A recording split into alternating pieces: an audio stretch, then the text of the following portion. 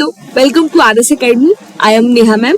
सो आज हम search topic का लेक्चर नंबर 8 स्टार्ट करेंगे। आज के इस टॉपिक में हम अपना सारा जो टॉपिक अब तक हमने पढ़ा है उसके ऊपर एक मिसलेनियस एक्सरसाइज सॉल्व करने वाले हैं।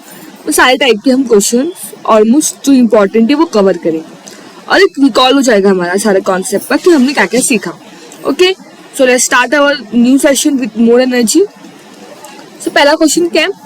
पहला क्वेश्चन हमारा ये है, हमें डिसाइड करना है कि अमॉन्ग फॉलोइंग सेट कौन कौन से जो हमारे ए बी सी डी चारों सेट है उसमें कौन कौन से एक दूसरे के सबसेट है। Okay, let's see. A set क्या दिया गया है? ए सेट हमें दिया गया है, बोल रहा है कि एक एक्स एलिमेंट है सच दैट वो एक्स रियल नंबर को बिलोंग करता है और एक्स सेटिस्फाई किसको कर रहा है? एक्स सेटिस्फाई कर रहा है क्वाड्रेटिक इक्वेशन को जो कि है x square minus 8x plus 12 is equal to 0। ये मेरा एक क्वाड्रेटिक इक्वेशन। और बी सेट क्या है? बी सेट है हमारा 2, 4, 6। ये हमें बी सेट दिया गया है। हमें सी सेट क्या दिया है? हमें सी सेट दिया है 2, 4, 6 और एक इनफाइनाइट सेट की सीरीज है। डी सेट क्या दिया है? हमें डी सेट दिया है एक 6। सबसे बड़ा टारगेट हमारा सबसेट निकालने का मतलब है कि सबसेट मतलब क्या? अब आप सबको पता है कि मैंने बोला कि ए मेरा सबसेट है बी का। इसका मतलब क्या कि सारे एलिमेंट जो ए में प्रेजेंट है वो बी में भी प्रेजेंट होंगे, वही होता है मेरा सबसेट। अगर मैंने बोला कि A is a subset of सी तो दैट मीन्स कि ए के सारे एलिमेंट सी में प्रेजेंट होने चाहिए। तो सेम मुझे सबसे पहला काम क्या होगा? My first target is to find the root of this quadratic equation. मुझे ए का रूट फाइंड आउट करना है। अब कैसे फाइंड आउट करते हैं? 9th में हमने ये देखा है, बहुत सारे मेथड होते हैं। तो उसमें से जैसे कि फैक्टराइजेशन होगा, फॉर्मूला मेथड होता है, परफेक्ट स्क्वायर। तो सारे मेथड में से हम किस मेथड सॉल्व करने वाले हैं? हम सॉल्व करने वाले हैं फैक्टराइजेशन से। तो हमें सबसे पहले क्या करना है? हमें एक ऐसा नंबर फाइंड आउट करना है जिसको मल्टीप्लाई करने पे 12 मिलना चाहिए और प्लस माइनस करने पे 8 मिलना चाहिए। पहले हम 12 का निकालते हैं फैक्टराइजेशन। क्यों निकालते हैं 12 का फैक्टराइजेशन? 12 1 जा 12 ना।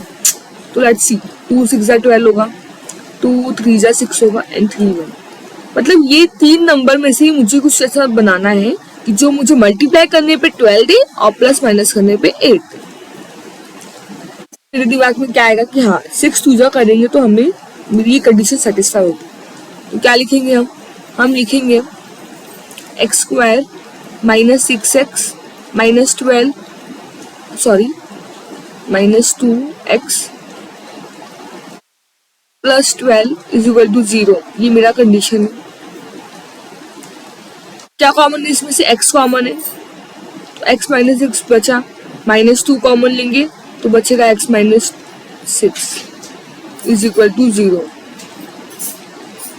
एक रूट x माइनस 6 है और एक रूट हमारा x माइनस 2 है जो कि इज इक्वल टू 0 है। दैट मीन्स मेरा x की एक वैल्यू 6 होगी और एक वैल्यू 2 होगी। मतलब मेरा ए सेट क्या कंटेन करता है? मेरा ए सेट का एलिमेंट है 2, 6। अब हमारे पास सारे एलिमेंट हो गए। मेरे पास सारा एलिमेंट है। अब हमें क्या फाइंड आउट करना है? कौन कौन सा डिफरेंट मेरा सबसेट इस क्वेश्चन में बनेगा। तो पहले हम ए को लेते हैं। ए में क्या एलिमेंट प्रेजेंट है? 2, 6। हम देखेंगे सारे एलिमेंट बी में होने चाहिए तभी वो ए मेरा बी का सबसेट होगा। ठीक है, तो ए एलिमेंट क्या है? 2, 6। बी में प्रेजेंट है, 2 भी है 6 भी है। तो हम क्या बोलेंगे कि A is the subset of B. फिर हम चेक करते हैं क्या ए मेरा सी का सबसेट है? ऑफ कोर्स है, क्योंकि इसमें भी 2 और 6 प्रेजेंट है। तो हम लिखेंगे कि A is the subset of C. क्या मेरा ए डी का भी सबसेट है? तो डी में सिर्फ 6 प्रेजेंट है, 2 प्रेजेंट नहीं है। अगर एक भी एलिमेंट नहीं प्रेजेंट होगा तो वो मेरा सबसेट नहीं होता है, जो हमने देखा था। तो इसलिए हम बोल सकते हैं कि ए मेरा डी का सबसेट नहीं होता। हम इसे मेंशन नहीं करेंगे। हमें सिर्फ वही बताना है कि कौन कौन सा सबसेट है और किस किस का है ना। सिर्फ हमें ये फाइंड आउट करना है। इसीलिए हम कौन कौन सा है वही मेंशन करेंगे। अब हम देखते हैं क्या बी ए का सबसेट है? तो बी भी ए का सबसेट नहीं है। क्यों? क्योंकि बी में जो 4 है वो ए में प्रेजेंट नहीं है, तो फिर हम इसको नहीं लिखेंगे। क्या मेरा बी सी का सबसेट है? हाँ, मेरा बी सी का सबसेट है क्योंकि इसमें 2, 4, 6 प्रेजेंट है। मैं बोलूंगी कि B is the subset of C. क्या मेरा बी डी का सबसेट है? नहीं, बी मेरा डी का सबसेट नहीं है, क्योंकि बी के सारे एलिमेंट डी में प्रेजेंट नहीं है। अब हम देखेंगे हमारा सी। तो यहाँ पे जो सी है, सी किसी का भी सबसेट नहीं होगा। क्यों? क्योंकि सी एक इनफाइनाइट नंबर की सीरीज है, और अगर वो इनफाइनाइट है, अगर वो पता ही नहीं कि कहाँ खत्म होगी, बाकी सारे एलिमेंट तो हमारे फाइनाइट है। ए भी फाइनाइट है, बी भी फाइनाइट है, और सी भी फाइनाइट, डी भी फाइनाइट है। तो सी जो मेरा इनफाइनाइट सेट है, वो किसी का भी सबसेट नहीं होगा, क्योंकि सी के सारे एलिमेंट किसी भी सेट में प्रेजेंट नहीं है। तो सी मेरा किसी का भी सबसेट नहीं है। अब आती है बात डी की। तो डी मेरा ए का सबसेट है। हाँ, डी मेरा ए का सबसेट है। क्यों? क्योंकि डी का एलिमेंट ए में प्रेजेंट है। सेम डी मेरा बी का भी सबसेट होगा, क्योंकि डी का एलिमेंट बी में भी प्रेजेंट है। और इसी तरह से डी का एलिमेंट सी में भी प्रेजेंट है, मतलब मेरा डी सी का भी सबसेट है। तो अंडरस्टूड कैसे करना है? क्लियर हुआ? हमें बस बताना है कि सबसेट है या नहीं। तो कंडीशन देखते जाओ और सॉल्व करते जाओ, कुछ हार्ड नहीं है। अभी सेकंड क्वेश्चन में क्या करना है, हमें बताना है कि जो हमारा स्टेटमेंट है वेदर वो ट्रू है या फॉल्स है। ये हमारा आज का टास्क है। हमें बताना है कि अगर वो ट्रू है तो हमें बोलना है कि वो प्रूफ बताओ। अगर ट्रू है तो हमें इसको प्रूफ करना पड़ेगा, और अगर फॉल्स है तो एग्जाम्पल देके हमें एक्सप्लेन करना पड़ेगा कि फॉल्स क्यों है। लेट्स सी, सबसे फर्स्ट क्वेश्चन देखते हैं हम। देखो, इसमें जो कंडीशन है ना, हमें एग्जाम्पल ऐसा लिखना है कि मेरा वो कंडीशन सेटिस्फाई होना चाहिए। उसके बाद आंसर हम उस कंडीशन के हिसाब से देखेंगे। तो पहला क्वेश्चन में क्या बोल रहा है कि x मेरा a का एलिमेंट है। x जो भी है वो a को बिलोंग करता है, मतलब x का सारा एलिमेंट a में प्रेजेंट है। और वो कंडीशन क्या दिया है, उसने बोला कि मेरा a जो है वो b का एलिमेंट है। a के सारे एलिमेंट b में, a b को बिलोंग करना है। तो बताओ मुझे, क्या मेरा x b को भी बिलोंग करेगा? x जो एलिमेंट है वो b में प्रेजेंट होगा? ये मुझसे क्वेश्चन किया जा रहा है। तो इसका आंसर होगा फॉल्स। अब कैसे होगा वो देखो। अब देखो, अब मुझे अगर फॉल्स है तो मुझे एग्जांपल लेके समझाना है कि क्यों फॉल्स है। लेट्स सी, मुझे फॉल्स कैसे समझ में आया। पहले मैं अपनी कंडीशन के हिसाब से एग्जांपल लूंगी। मैंने बोला कि x एक ऐसा नंबर है, एक ऐसा सेट है जिसके साथ जो a को बिलोंग करता है, मतलब x के सारे एलिमेंट a में है। तो फॉर एग्जांपल, अगर मैंने x को बोला कि ये 1 है, अगर मैं a अपने एक सेट बना रही हूँ, तो a मतलब क्या है, a में x का सारा एलिमेंट प्रेजेंट होना चाहिए। मतलब x जो है वो a को बिलोंग करता है, मतलब x का एलिमेंट a में होगा। तो मैंने वो कंडीशन सेटिस्फाई कराई, और ये मेरा कुछ a सेट है। a मेरा एक सेट है 1,2, जिसमें मेरा x जो कंडीशन दिया गया है कि x मेरा जितना भी होगा, x का सारा एलिमेंट a को बिलोंग करेगा, वो कंडीशन हमने सेटिस्फाई कराई कि हाँ, a जो एक सेट है उसमें x बिलोंग कर रहा है, x as a element act कर रहा है। सेकंड कंडीशन उसने हमसे क्या बोली कि जो a है उसके सारे एलिमेंट b को बिलोंग होना चाहिए, मतलब a क्या एक्ट करना चाहिए। अब a b में सारा a का एलिमेंट हो वैसा एक्ट करना चाहिए। तो अब हमें ऐसा कंडीशन ड्रॉ करना पड़ेगा। तो फॉर एग्जांपल, मेरे पास a b को बिलोंग करता है, मतलब a का जो सेट है वो b में एक एज ए एलिमेंट एक्ट करेगा। तो a का जो सेट है 1,2 वो हमने लिखा, कॉमा मैंने 3 भी लिख दिया। मतलब ये मेरा तो एक नॉर्मली सेट है, 1,2 एक नंबर हो गया और 3 दूसरा नंबर हो गया।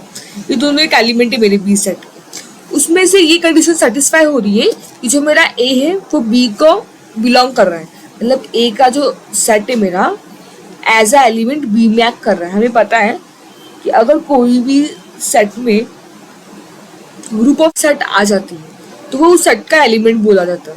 ठीक है, तो हम इसको ऐसा नहीं बोलेंगे कि b के पास 1,2 है, हम बोलेंगे कि इन दोनों को हम एक एलिमेंट कंसिडर करेंगे, 2 एलिमेंट नहीं। क्यों? क्योंकि ऑलरेडी ये कर्ली ब्रेसेस में ना, तो ये पूरा कर्ली ब्रेसेस ही हमारा एलिमेंट होगा।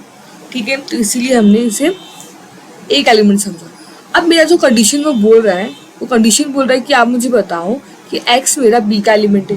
क्या प्रूफ करने के लिए बोल रहा है? वो मुझे प्रूफ करने के लिए बोल रहा है कि x जो है वो मेरा b का एलिमेंट है।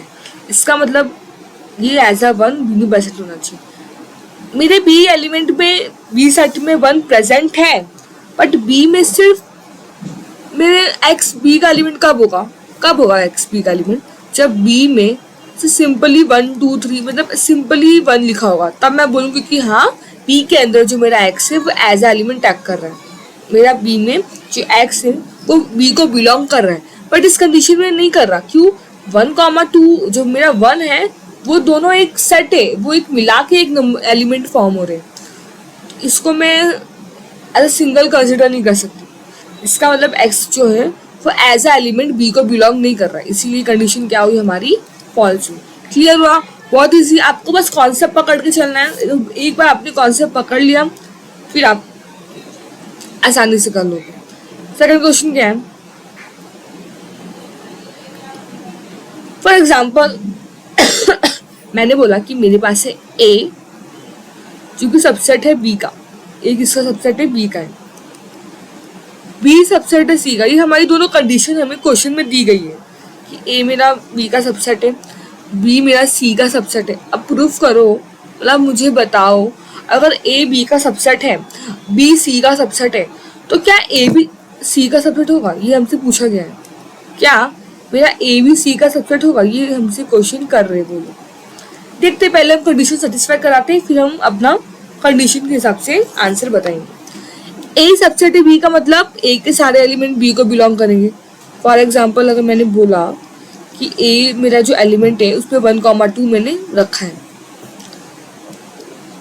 मेरा बी भी एक सेट है जिसमें 1,2, 3 करके 3 सेट है। अब मैं बोल क्या रही हूँ?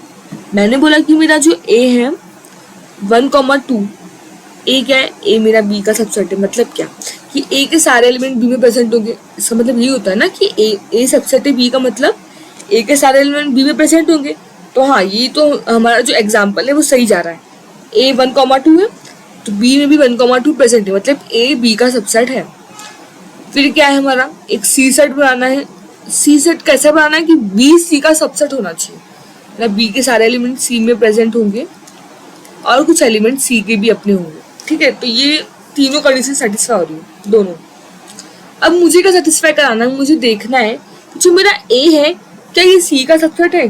ऑफ कोर्स मेरा ए सी का सबसेट है। क्यों? कि ए का जो एलिमेंट है, कौन है वो एलिमेंट?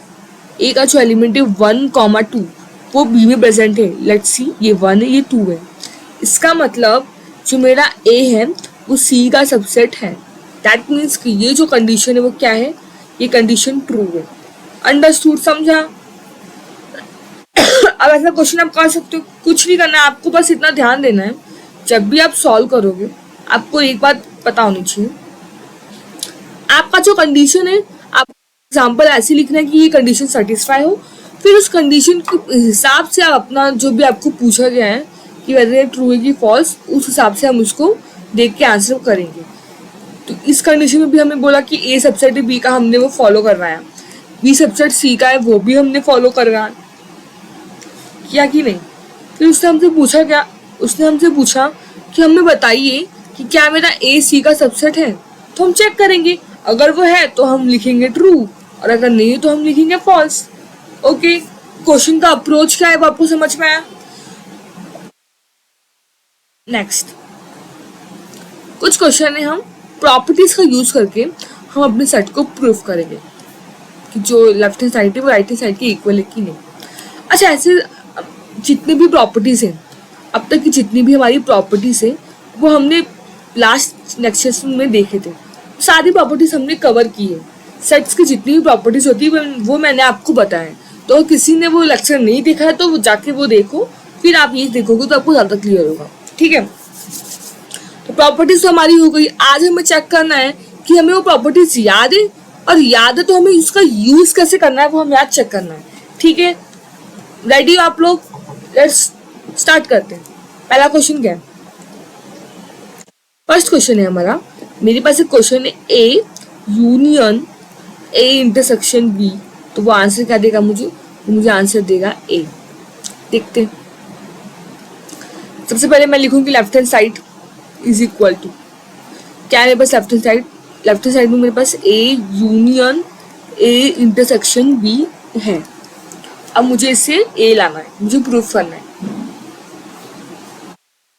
अगर मैं सोचूं कि मैं इसको ऐसा लिखूं कि A union A, intersection A union B, मतलब मैं कौन सा लॉ यूज कर रही थी, मैं यूज करना चाहती थी डिस्ट्रीब्यूटिव लॉ, बट उससे मुझे कुछ फायदा नहीं दिखा, तो हम लॉ वही यूज करेंगे जिससे मुझे मेरा आंसर मिले। अगर मुझे मेरा आंसर नहीं मिलेगा तो मैं वो मेथड यूज नहीं करूंगी, सिंपल सी बात है, ठीक है। तो मतलब मुझे लगता है कि डिस्ट्रीब्यूटिव लॉ का कोई मतलब नहीं, तो हम वो नहीं लगाएंगे। हम क्या करेंगे, अच्छा तो क्या मैं ए को ऐसा लिख सकती हूँ, A intersection you, of course मैं ऐसा लिख सकती हूँ ए को, ए इंटरसेक्शन यू, ठीक है। और क्या फिर यूनियन ए इंटरसेक्शन बी। मैं क्या करती हूँ, जो ए इंटरसेक्शन दिख रहा है मैं इस ए इंटरसेक्शन को एक बार लिखूंगी और अपने इस ब्रैकेट में लिखूंगी यूनिवर्सल सेट यूनियन बी। तो कोई इशू है क्या? कोई इशू नहीं है, अगर मैंने ऐसे लिखा हम ऐसा लिख सकते हैं, ये भी हमारी प्रॉपर्टी है। तो ए इंटरसेक्शन हमने बाहर लिखा और ये जो मेरा यूनिवर्सल सेट है उसका यूनियन हमने बी के साथ कराया। अब क्या होगा, किसी भी सेट का यूनियन, किसी भी यूनिवर्सल सेट का अगर मैं यूनियन करूंगी बी के साथ, मतलब कोई भी सेट हो, एक यूनिवर्सल सेट है, अगर मैंने उसका यूनियन किसी भी सेट के साथ निकाला तो मुझे क्या मिलेगा, मुझे मिलने वाला है यूनिवर्सल सेट। ये हमने ये प्रॉपर्टी पढ़ी थी, आपको याद होगा ये प्रॉपर्टी, तो ये हमारा आंसर होगा ये यूनिवर्सल सेट। कोई भी यूनिवर्सल सेट है, आप कोई भी सेट का उसका यूनियन करोगे तो आपको एक यूनिवर्सल सेट ही मिलेगा। और जब मैं किसी भी सेट का इंटरसेक्शन निकालना चाहती हूँ यूनिवर्सल सेट के साथ, तो मुझे वही सेट मिल जाती है। कैसे, ये मैंने आपको प्रॉपर्टी में बताई थी, बट लेट्स सी, मैं आपको एक्सप्लेन करती हूँ। देखो मेरे पास दो सेट है, एक यू है एक ये है। क्या मेरे पास एक यूनिवर्सल सेट का एग्जांपल है और एक ए है, ठीक है। ये दो मेरे पास एग्जांपल है। मैंने आपको क्या बोला कि मैंने अगर 1 मिनट, मैं अगर किसी भी सेट का इंटरसेक्शन निकालूं यूनिवर्सल सेट के साथ तो मुझे वही सेट मिलेगा। इसे यहाँ पे प्रूफ देखते हैं। वैसे तो हमने प्रॉपर्टी पढ़ी है, बट मैं आपको जस्ट एक बार रिकॉल देती हूँ। मेरे पास एक ए है, इसका इंटरसेक्शन मैं किसके साथ करा रही हूँ, यू के साथ, यूनिवर्सल सेट के साथ। इंटरसेक्शन मतलब क्या, इंटरसेक्शन मतलब कॉमन पॉइंट। हम क्या देखते हैं कि कॉमन पॉइंट क्या है, तो इन दोनों में कॉमन क्या है, 1, 2, मतलब ए इंटरसेक्शन यू का वैल्यू क्या मिला, मुझे मिला 1, 2। इसका मतलब क्या, ये 1, 2, तो अरे मुझे वापस से वही सेट मिल गया। इसका मतलब हमने ये प्रूव किया कि जो ए इंटरसेक्शन यू है वो ए होता है। तो लो, प्रूफ हो गया, राइट हैंड साइड मिल गया। इसका मतलब हमने प्रूफ किया left hand side is equal to right hand side. Easy है, क्लियर हुआ, बहुत इजी है। बस आपको जितना प्रॉपर्टी मैंने आपको बताया था आपको वो बस याद रख के सॉल्व करना है, ठीक है। लेट्स सी, सेकंड सवाल देखते हैं। क्या है, मेरे पास एक ए है, intersection A union B is equal to A, ये मुझे वापस से प्रूव करना है।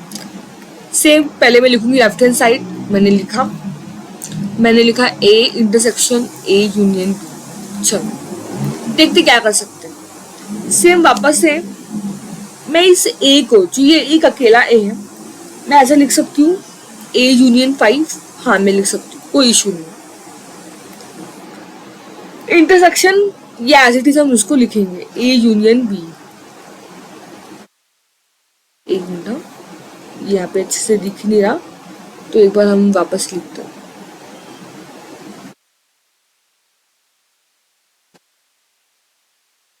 स्टार्ट, क्या, ए यूनियन बी। आपने प्रॉपर्टी पढ़ी थी सेट में कि किसी भी सेट का अगर मैंने ए यूनियन को मैं क्या कर सकती हूँ, मैं एक बार लिखूंगी और हम लिखेंगे फाई इंटरसेक्शन बी, ऐसा हम लिख सकते हैं। हमने देखा था प्रॉपर्टी के टाइम पे, ठीक है। किसी भी फाई का मतलब क्या होता है, फाई मतलब होता है हमारा एम्प्टी सेट। क्या होता है फाई, अगर मैंने कहीं फाई हमने देखा तो मैंने आपको बताया था कि फाई का मतलब है एम्प्टी सेट, एक ऐसा सेट जिसमें कोई भी एलिमेंट प्रेजेंट नहीं होते। तो किसी भी एम्प्टी सेट का इंटरसेक्शन अगर मैं बी के कोई भी एक सेट के साथ करूँ, फॉर एग्जाम्पल यहाँ पे मेरे पास बी सेट है, इसका मतलब क्या, एम्प्टी सेट का मतलब क्या होता है कि कोई भी एलिमेंट प्रेजेंट नहीं है। और बी में कुछ एलिमेंट प्रेजेंट होंगे, तो क्या दोनों में, जब दोनों में कोई एलिमेंट सेम ही नहीं है तो कुछ इंटरसेक्शन मिलेगा क्या? नहीं। तो ये एक प्रॉपर्टी थी हमारी कि किसी भी नल सेट के साथ अगर हम इंटरसेक्शन निकालते हैं तो हमें उसका आंसर मिलता है नल सेट। ये हमने प्रॉपर्टी पढ़ी थी, आपको याद होगी, ठीक है। तो हमने नल सेट लिखा, और हमने ये भी प्रॉपर्टी पढ़ा था कि कोई भी सेट है, अगर मैं नल सेट के साथ उसका यूनिवर्सल निकालूंगी, अगर मैं उसका यूनियन निकालूंगी, यूनियन मतलब क्या होता है? यूनियन मतलब दोनों को कंबाइन करना। मेरे पास एक ए सेट है तो मेरे पास कुछ ए के एलिमेंट होंगे, और नल सेट में तो कोई एलिमेंट ही नहीं, तो कुछ कंबाइन ही नहीं होगा। इसका मतलब क्या? मुझे मेरा आंसर वापस से यही मिलेगा। ए का अगर मैं यूनियन नल सेट के साथ करूंगी तो हमें वही सेट मिलेगा। ये हमारी प्रॉपर्टीज है। तो क्या ये प्रूफ हो गया? हाँ, ये वापस से प्रूफ हो गया। Left hand side is equal to right hand side. Clear? बहुत ईजी। ऐसे सवाल बहुत बार पूछे जाते हैं एग्जाम में, इसलिए मैंने ऐसे सवाल आपको प्रैक्टिस के लिए रखा। तो सवाल बहुत ईजी है, कुछ भी हार्ड नहीं है। बस आपको सारे जितने भी हमने अब तक जितने भी प्रॉपर्टीज देखा है, आपको उन प्रॉपर्टीज को बहुत ही अच्छे से याद कर लेना है, और कौन सी प्रॉपर्टी कब यूज करनी है वो आपको अपने नीड के हिसाब से आइडेंटिफाई करते रहना है। ठीक है? क्लियर? Let's see. फाइंड करना हमें क्या? Find set A B and C. क्या फाइंड करना है हमें A B and C set find करना है, such that A intersection B होगा, बी इंटरसेक्शन सी है, और ए इंटरसेक्शन सी। ये जो तीनों सेट है वो कैसे सेट होने चाहिए? वो एक नॉन एम्प्टी सेट होने चाहिए। अब नॉन एम्प्टी सेट मतलब जो खाली नहीं है, जिनमें कुछ ना कुछ एलिमेंट प्रेजेंट है। और हमें बताना है ये तीनों सेट तो नॉन एम्प्टी होने चाहिए, पर जब मैं इन तीनों का इंटरसेक्शन निकालूंगी तो वो मुझे क्या मिलना चाहिए? वो मुझे मिलना चाहिए एक नल सेट। मतलब हमें ये जो भी जितनी कंडीशन दी है, हमें एक ऐसा एग्जाम्पल, हमारे जो भी क्वेश्चन है उसको बताना है। एक ऐसा एग्जाम्पल हमें क्रिएट करना है कि जब मैं उसका ए इंटरसेक्शन बी करूंगी, बी इंटरसेक्शन सी करूंगी और ए इंटरसेक्शन सी करूंगी तो मुझे एम्प्टी सेट नहीं मिलना चाहिए, बट जब मैं इन तीनों सेट का इंटरसेक्शन करूंगी तो मुझे वो एम्प्टी सेट मिलना चाहिए। लेट्स सी को हम कैसे सॉल्व करेंगे। सबसे पहले हमने बनाया एक ए सेट। अब वो बोल रहा है कि ए इंटरसेक्शन बी करने पे आपको एम्प्टी सेट नहीं मिलना चाहिए। तो मैंने फॉर एग्जांपल मैंने ए बनाया, ए कॉमा बी, ये मेरा ए सेट है। ठीक है, चलो कोई इशू नहीं है। मैंने बनाया अपना बी सेट। क्या बनाया बी सेट? मैंने अपना बी सेट बनाया ए कॉमा सी। क्यों मैंने बनाया? क्योंकि मुझे पता है कि ए इंटरसेक्शन बी करने पे हमें एक नॉन एम्प्टी सेट चाहिए, मतलब कुछ तो कॉमन मिलेगा तभी तो नॉन एम्प्टी होगा। तो ए कॉमन है, तो इसलिए हमने ऐसा एग्जाम्पल बनाया। चलो ठीक है, फिर हम सी सेट ड्रॉ करेंगे। क्या करेंगे? हम सी सेट लिखेंगे। सी सेट में भी आपको ध्यान देना है कि बी इंटरसेक्शन सी करने पे आपको कोई ना कुछ कॉमन मिलना चाहिए ताकि मेरा जो आंसर आए वो नॉन एम्प्टी आए। तो हम क्या लिखेंगे? हम लिखेंगे बी कॉमा सी, लिख सकते हैं। अब दोनों देखो, दोनों में सी कॉमन है, मतलब ये नॉन एम्प्टी सेट तो होगा। मतलब जो मैंने ए बी सी एग्जाम्पल लिया है, अगर आप ध्यान से देखो, एकदम क्लियर देखो, तो इसमें A intersection B, B intersection C और ए इंटरसेक्शन सी का जो कॉन्सेप्ट है, जो भी कंडीशन इसने बोला है नॉन एम्प्टी सेट वाला, वो सेटिस्फाई कर रहा है। ए इंटरसेक्शन बी भी हमें क्या मिलेगा? हमें ए इंटरसेक्शन बी अगर मैं करूँगी तो मुझे मिलने वाला है, दोनों में क्या कॉमन है? ए। तो चलो, ये मेरा नॉन एम्प्टी सेट नहीं है। ये जो कंडीशन हमें दी थी कि एक नॉन एम्प्टी सेट होना चाहिए, तो ये कंडीशन सेटिस्फाई हमने किया कि एक नॉन एम्प्टी सेट है, मतलब इसमें ये खाली नहीं है, इसमें कुछ ना कुछ एलिमेंट है। सेम जब मैंने बी इंटरसेक्शन सी का बात किया, बी इंटरसेक्शन सी दोनों में क्या कॉमन है? सी। चलो ये भी हमारा कंडीशन सेटिस्फाई किया हमने, मतलब हम अपना एग्जाम्पल सही डायरेक्शन में बना रहे। थर्ड क्या? ए इंटरसेक्शन सी निकालने को बोला है उसने, तो ऑफकोर्स इन दोनों में बी कॉमन है। इसका मतलब चलो, मतलब कि अब तक जितना हमारा क्वेश्चन हमसे डिमांड कर रहा था उसके हिसाब से अब तक हम सही जा रहे हैं ना। ये तीनों कंडीशन तो सही हो गई, ये एकदम सही है। अब हमें क्या देखना है? अब हमें बताना है जो मेरा ए सेट है उसका इंटरसेक्शन निकालना है बी के साथ और उसका इंटरसेक्शन निकालना है सी के साथ। और आपको बताना है, क्या बताना है आपको? आपको बताना है कि जो आपको क्वेश्चन है क्या वो एक नल सेट है। तो देखो, जब मैं बात करती हूँ A B C, A intersection B intersection C का मतलब क्या कि ए और बी में दोनों में, इन तीनों में, ये तीनों सेट में कुछ ना कुछ कॉमन होना चाहिए। देखो ए में, ए और बी में ए कॉमन है, बट सी का जो एलिमेंट है बी कॉमा सी, वो तो ए में प्रेजेंट नहीं है। आप लोग ए बी सी तीनों का इंटरसेक्शन देखो तो तीनों में हर एक एलिमेंट मिस है। जैसे कि ए का अगर मैं इंटरसेक्शन बी के साथ करूं, जब मैं बोलूंगी कि मेरे पास ए सेट है और मुझे देखना है कि वो बी और सी का इंटरसेक्शन है कि नहीं, कब होगा ए मेरा बी और सी का इंटरसेक्शन?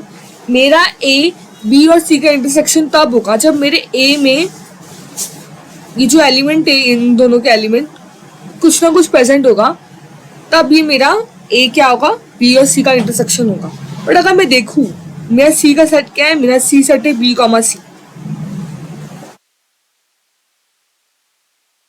क्या है मेरा बी का सेट, बी कॉमा सी, तो क्या मेरा ए सेट में सी प्रेजेंट है? नहीं। जब मेरा ए सेट में सी प्रेजेंट नहीं है तो क्या मैं कॉमन निकाल सकती हूँ? ये जो कंडीशन है A intersection B intersection C, तीनों का जब हम इंटरसेक्शन एक साथ निकालेंगे तो हमें कुछ भी कॉमन नहीं मिलेगा। क्या? हमें कुछ भी कॉमन नहीं मिलेगा। क्यों? ए में क्या है, ए में है ए कॉमा बी, तो क्या वो बी में ए कॉमा बी है? नहीं है। बी में क्या ए कॉमा सी, तो क्या बी सी वाले में ए कॉमा सी है? नहीं है। मतलब A intersection B intersection C तीनों में कुछ भी कॉमन नहीं है। तो तीनों में कुछ भी कॉमन नहीं है तो ये मुझे आंसर क्या देगा, ये मुझे आंसर देने वाला है 5, यानी कि ये मेरे कंडीशन को सेटिस्फाई करेगा। मतलब हमने वो जो हमारा क्वेश्चन हमसे डिमांड कर रहा था कि ऐसा एक सेट फाइंड करो ए बी सी, जिसका ए इंटरसेक्शन बी करने पे, इन तीनों, ये सारे तीनों इंटरसेक्शन करने पे आंसर एम्प्टी सेट नहीं आना चाहिए, तो हाँ ये कंडीशन राइट हो गई। पर जब हम तीनों करेंगे तो इसका आंसर एम्प्टी मिलेगा। तो हाँ हमने देखा तो मुझे वो आंसर एम्प्टी मिला, क्योंकि तीनों अगर ए में देखा जाए तो सी के सारे एलिमेंट प्रेजेंट नहीं है, तो इसीलिए इसका आंसर नल सेट हुआ। मतलब हमने ये जो आंसर हमसे पूछ रहा था हमारा सेट, वो हमने बना के दिया। ठीक है, clear, understood. Next, last but not least, क्या है, एक हमारा ए सेट है जो कि है 1, 2, 3, 4, 5। मैंने क्वेश्चन क्या दिया, मैंने बोला है कि आपको रिप्रेजेंट करना है सेट को ऐसे 2 तरीके से। तो हमने सेट का रिप्रेजेंटेशन पढ़ा था, तो उसमें हमने देखा था कि एक रोस्टर फॉर्म होता है ना, एक सेट बिल्डर फॉर्म होता है और एक वेन डायग्राम होता है। तो इसमें से ये क्वेश्चन इटसेल्फ क्या इंडिकेट कर रहा है कि ये एक रोस्टर फॉर्म है। अब इस क्वेश्चन ने हमें क्या रिप्रेजेंट करने के लिए बोला है, इसने बोला है कि जो आपको सेट दिया गया है आप उसका सेट बिल्डर फॉर्म निकालो और वेन डायग्राम निकालो। सेट बिल्डर फॉर्म कैसे निकालते हैं, एक बार रिवाइज हो जाएगा। सबसे पहले हम क्या लिखते हैं, हम जो भी हमें एलिमेंट दिया है हम उसको एक वेरिएबल डिनोट करते हैं। तो फॉर एग्जांपल मैंने इसको किया x, ये पूरा एलिमेंट क्या है मेरा x है, सच दैट, हम ऐसे लिखते हैं ना आपको याद ही होगा, सच दैट, या तो आप ये डॉट करो या फिर स्लैश करो, बात एक ही। x किसको बिलोंग कर रहा है, ये सारे नेचुरल नंबर है, काउंटिंग नंबर से हम लिखेंगे x such that x belong कर रहा है नेचुरल नंबर को, हमारा कॉमा रिप्रेजेंट करता है एंड को, एंड ये जो मेरा रेंज है वो कहाँ से कहाँ तक है। अब देखो मेरा नंबर शुरू हो रहा है 1 से, मतलब जो मेरा x है वो किससे बड़ा है, वो इक्वल टू और ग्रेटर देन 1 है। इक्वल टू क्यों लगाया मैंने, क्योंकि मेरी कंडीशन में 1 प्रेजेंट है तो इसीलिए इक्वल टू है। मतलब जो मेरा x है वो 1 से ग्रेटर होगा और इक्वल टू होगा। और कब तक ये सीरीज फॉलो होगी, ये सीरीज तब तक फॉलो होगी जब तक मेरा x less than equal to 5 है। लेस देन इक्वल टू 5 है मतलब लेस देन इक्वल टू 5 मतलब मेरा x का जो सीरीज है, जो मेरी x की सीरीज है वो 1 से ग्रेटर और इक्वल टू होगी, बट 5 से क्या होगी, 5 से मेरा x लेस देन होगा इक्वल टू है ना, क्योंकि मेरा जो सीरीज है वो 1 से स्टार्ट है और 5 पर खत्म हो जा रही है, तो इसीलिए मेरा x का रेंज क्या होगा, मेरा x स्टार्ट होगा मेरा x greater than equal to 1 होगा और लेस देन इक्वल टू 5 होगा। ये मेरी कंडीशन सेटिस्फाई करेगी, तब मुझे ये कंडीशन मिलेगा। ठीक है, और क्या है, और हम एक बनाएंगे वेन डायग्राम। तो जब हम वेन डायग्राम बनाते हैं, वेन डायग्राम कैसे बनेगा, बहुत सिंपल है।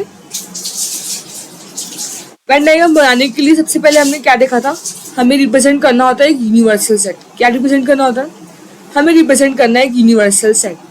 एक मिनट, हम यहाँ बनाते हैं, जगह नहीं है। तो क्या बनाया हमने, एक यूनिवर्सल सेट बनाया। फिर क्या करते हैं हम, फिर हम अपना एक सेट रिप्रेजेंट करते हैं। सेट किससे रिप्रेजेंट करते हैं, सेट रिप्रेजेंट किया जाता है सर्कल से।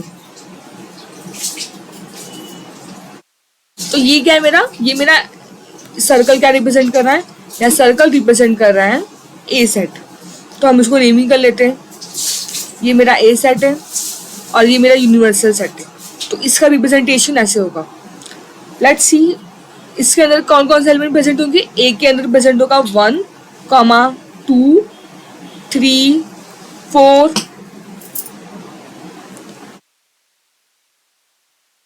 और ये होगा मेरा 5। इस तरह से हम अपना वेन डायग्राम रिप्रेजेंट करेंगे। तो हमने ये सारा जितना अब तक हमने पढ़ा था, उसमें जो जो इम्पोर्टेंट है वो हमने एक अच्छे से रिकॉल कर लिया। ठीक है, क्लियर सबको। आई होप आज का सेशन आपको बहुत अच्छा लगा होगा, आपने सारे कॉन्सेप्ट आपको रिवाइज हो गए होंगे। तो फिर हम अपना लेक्चर आज यहीं पे ख़त्म करेंगे। आज हमने अपना सेट टॉपिक ख़त्म किया, नेक्स्ट लेक्चर से हम नया चैप्टर स्टार्ट करेंगे।